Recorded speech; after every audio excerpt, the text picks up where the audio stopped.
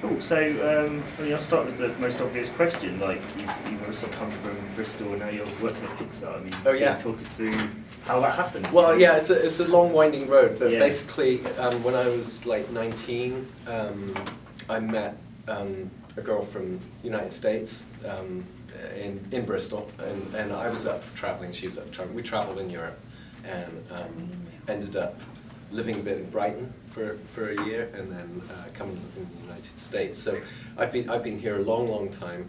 Went through art college in the San Francisco Bay Area, and I used to support myself as a silkscreen printer. And it was coming out of college that I had a really good friend who was English also, and I was chatting to her about some film work that I'd been doing at college, and she said, "Oh, it sounds like what you want to do is be a sound editor." I said, "Sound editor?" She said, yeah, you know, blah, blah. I said, that is exactly what I want to do. And I'd worked as a roadie for bands and stuff, and understood how to get around a mixing board, but it never occurred to me that there was a way of working in film where you're not that musical, but you're really into sound. So I got working with the Skywalker Sound, which was an arm of Lucasfilm, working on movies like Godfather 3 and Terminator 2 and stuff as an assistant sound editor. And up in the Bay Area, the film industry up here is very, very vibrant, supporting post-production, with people editing films, editing documentaries, and finishing films, doing sound work. So I worked for several years doing that, and would work for, I remember doing, I worked in the picture department on Nightmare Before Christmas, where we were doing in RoboCop 2, we were doing the visual effects. It was back in the days when animation was still being done stop motion, with puppets and sets and rear projection and stuff like that. So I did several years doing that kind of thing, and then I finally got hired at Pixar. This is after the computer graphics revolution, where all animation now just about in feature films is being done with computers. I'd made that transition at Tippett Studio, which is a great visual effects house, and you've been at Pixar since more or less the beginning of. I've been at Pixar since 2003. The first film I worked on here was Ratatouille, so I kind of see myself as being like there's several generations of people at Pixar. There's those people that were here when it was a tiny little company of like 15, 20 people. And some of those folks are still here, and then there was the first wave that got everyone through the first few feature films, and I kind of see as the point I joined is like the post Finding Nemo wave, after the company was so hugely successful after that. And then recently, in the last couple of years, there's been another couple of waves of people coming in as we've grown to be a company that can put out more than one film a year. So. Yeah.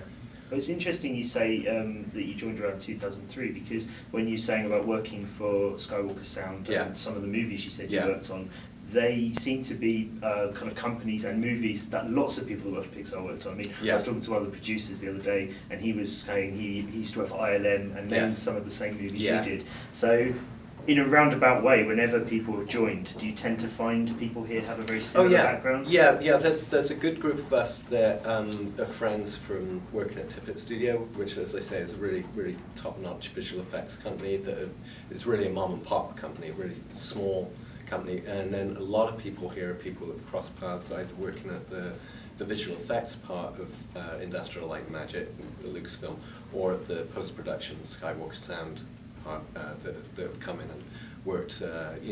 Gary Rydstrom worked there as a sound designer, and he came and directed here.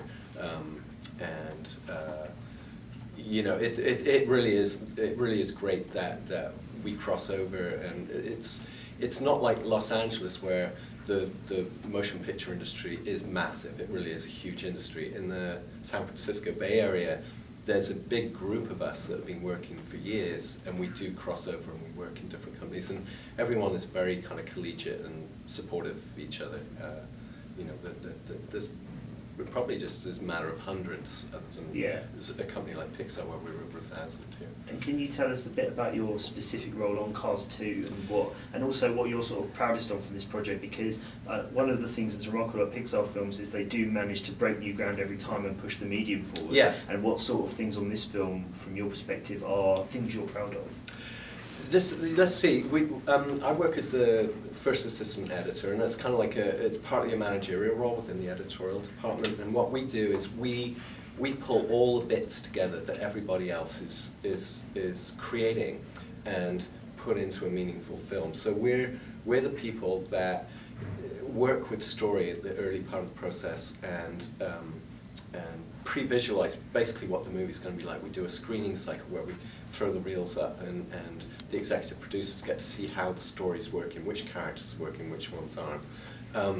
On this film, it was very exciting to try and make this sort of crossover between using characters that have been established already and changing the genre of the film. So rather than it being this sort of kind of slow kind of buddy film that the original Cars film was, we're making a spy spoof film that's you know the guy who didn't know enough, you know, the spy story. Yeah. And what I think we end up feeling best about is how much story we can handle coming through the department and make sense of. There's so many story themes going on within this picture, and between removing scenes and embellishing scenes and pulling the thing together, I think we managed to pull off quite an entertaining picture here. One of the things that's delightful about working in the editorial department is that the unique thing that we managed to add to the mix is we're responsible for going out and recording the talent. And on this film we got to work with Sir Michael Caine and Emily Mortimer and of course Dan Whitney, Larry the Cable Guy. And you know some of the performances that are captured, you know, by John and Brad, the directors, working with them in editorial, we were able to create those performances back in the cutting room.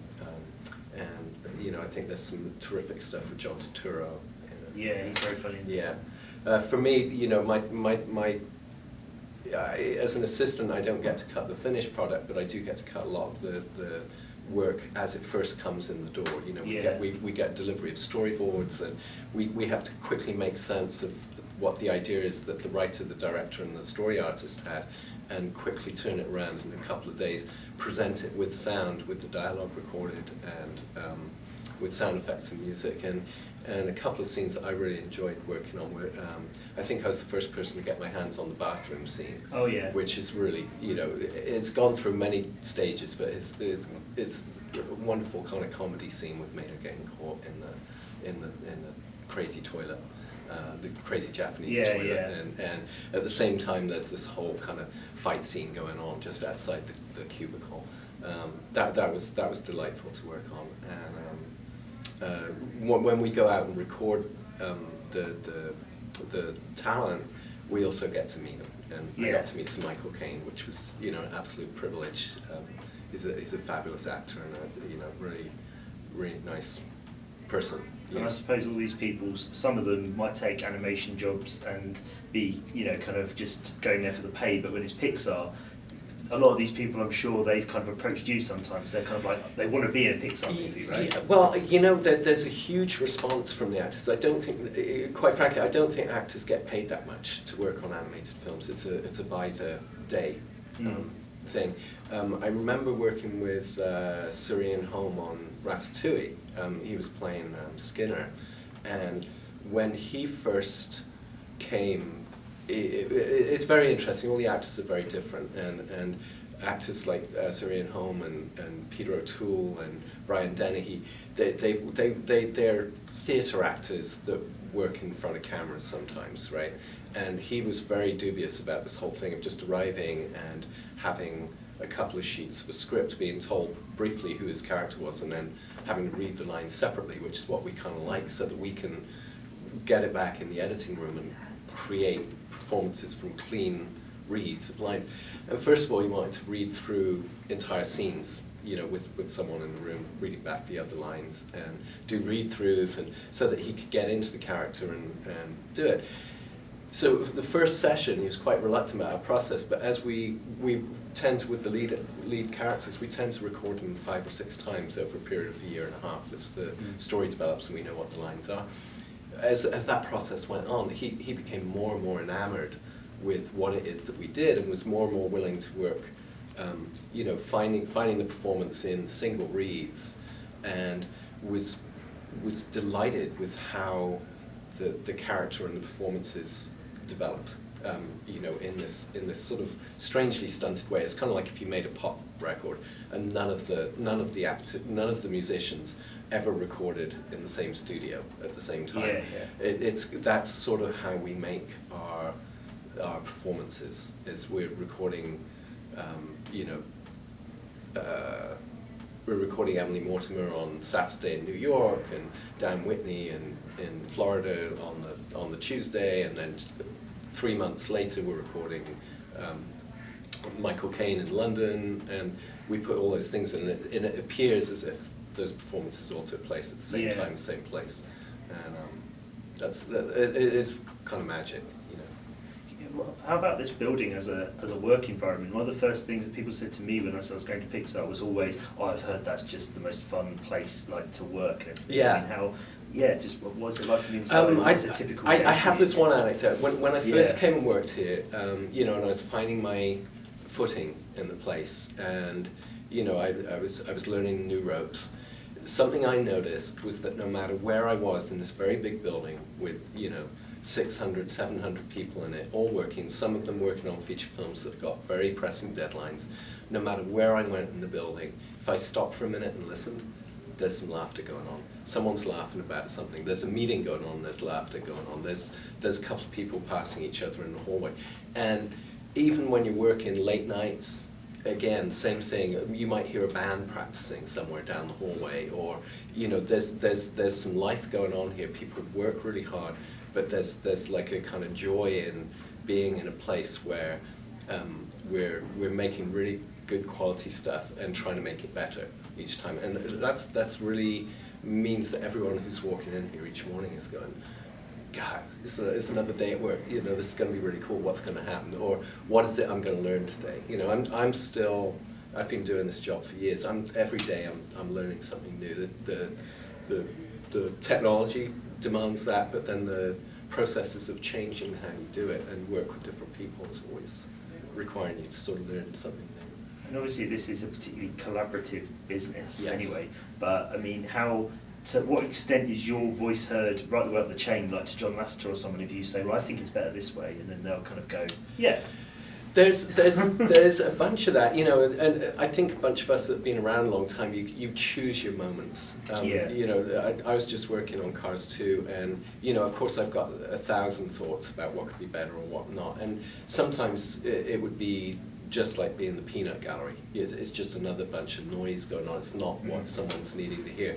But there is a comfort level, I think, amongst a huge number of people that if there's a couple of things that are really standing out to you, or that you don't think other people are talking about or thinking about, you choose your moment, speak to the producer. You may speak to the whoever your creative supervisor is. For me, it'd be my lead editor. I could, being an editorial, we're actually very close to the director, so folks in editorial can sometimes mention something to a director. There's always those moments that you choose that are actually appropriate. There's a lot of times that it wouldn't be appropriate. And then we do this sort of regular thing where we screen every 10, 12 weeks, and the producers always ask everyone to email in any notes they've got. They really want to know what people are seeing, what people are hearing, what's missing, what's working, and they're able to quickly put that together in a couple of days after the screening and go, oh, everyone's really confused about this, or no one really likes this. This is like really, a downer, this aspect of the thing. So there really is a chain of listening going on. And everyone's encouraged to give absolutely, yeah. That at the end of every screening, producer gets up and says, please send me your notes. you know, we're really interested in what you see. And we usually invite a different group of people from the company that have never seen the film before, so it's fresh eyes. You know, because that's what you want. You want to get some candid feedback from people who've got fresh eyes. Thank you very much for talking to us. Yeah. Cheers. Nice to meet you. Nice to meet you too.